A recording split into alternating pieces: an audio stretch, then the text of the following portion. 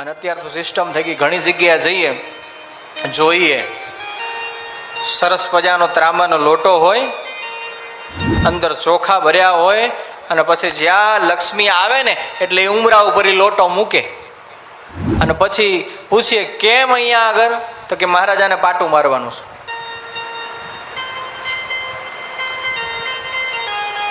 અને આ સિરિયલી એ ભારત દેશની સંસ્કૃતિની પથારી ફેરવી છે.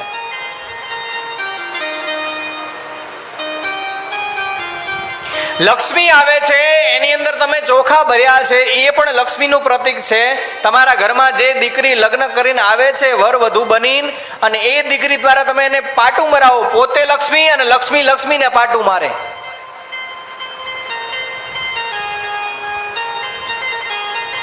કેટલું અપકૃત્ય કહેવાય. શરમ આવી જોઈએ આપણાને.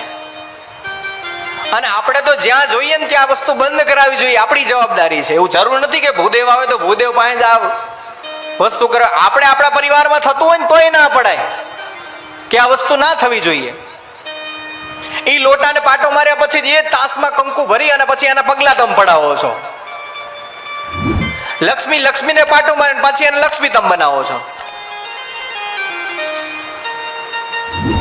ક્યારે પણ એ ધન લક્ષ્મીને પાટું મારવું ના જોઈએ. આ પ્રથા હોવી જ ના જોઈએ ક્યાંય.